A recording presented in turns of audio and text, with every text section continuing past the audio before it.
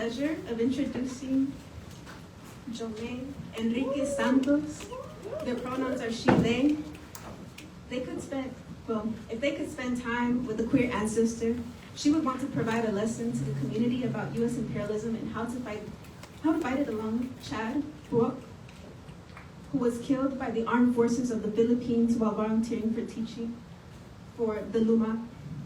One of Joemae's favorite things about Kaleidoscope was looking at old photographs of queer community at parties, laughing and posing. Seeing their joy and playfulness warmed her heart.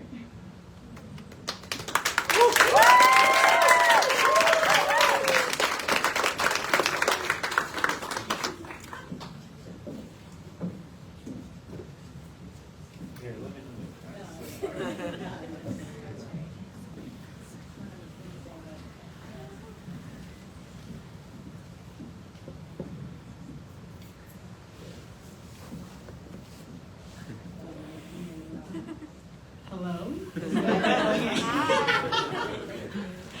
Thank you. Hello, thank you for being here.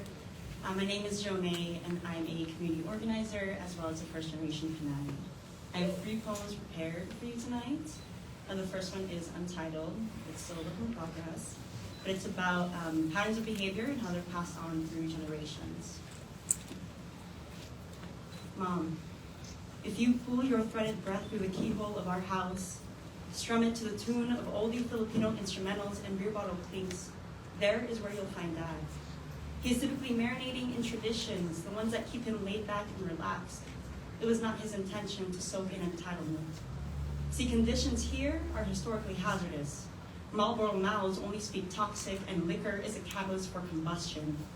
It is not unusual to witness an eruption in this house, especially when a landmine rests beneath these karaoke nights. The women of my house know this. We follow my mother's lead, who dances on top of explosives. The men, they keep singing in cursive, messy mouths who only know how to chew loudly, pork skin and spilt vinegar. Men love to take up space.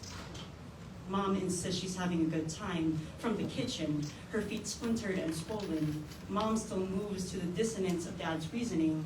Hollow tunes sound best in full chambers. Mom mistakes the melody for her favorite song. And I often find her humming self-deprecation through her weathered windpipes, the same one she uses for lullabies. Her attempt to make a harmony out of this noise is because we come from a lineage of clamor. It is all we've ever known, for it is all we've ever been taught.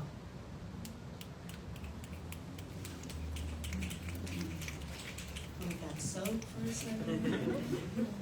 The second piece is called Clocks. I'm sure many of us experience a lot of grief throughout the pandemic.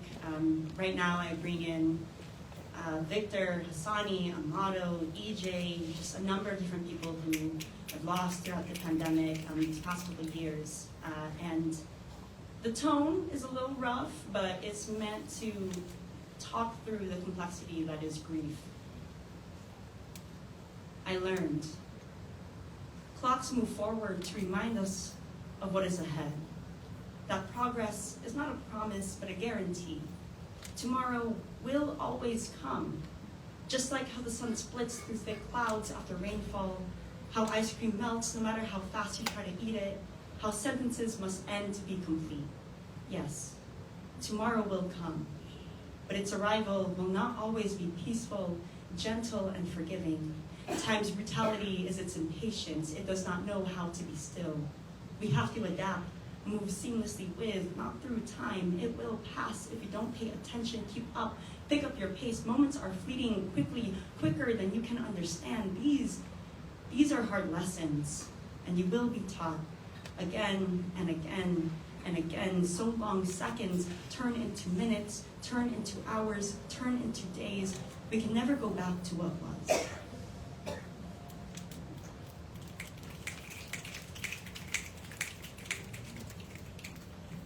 And I mentioned that I'm a community organizer, and a community organizer that I had the pleasure of getting to know. His name is Amato Kaya Kanham, whose name means beloved home. And he actually moved to the Philippines to work alongside the Mangyan, which is the indigenous community in the Philippines. However, in 2020, Because of the restrictive COVID lockdowns in the Philippines imposed by then President Rodrigo Duterte, he wasn't able to get proper care and proper transportation to a hospital because he got a stomach flu and he ultimately passed away. He was only 22. And so this poem is called To Beloved. Under these conditions, intimacy is subtle.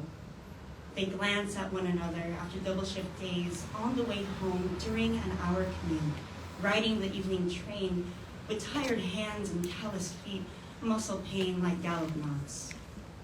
Always worth it. This was always on Tuesdays.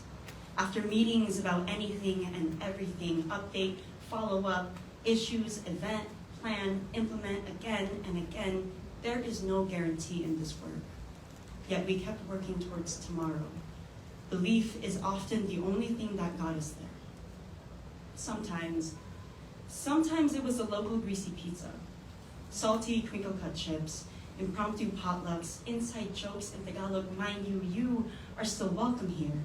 Shared laughter and stories, come completely as you are. Baggage, shortcomings, good and bad days, especially bad days, typically cold nights.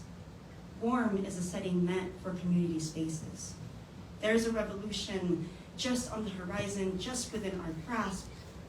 To reach out for tomorrow is to reach for each other, because intimacy under these conditions, the ones that try to break us every day, do not come easy. It is often subtle, but it is a glimpse into the world that we are building.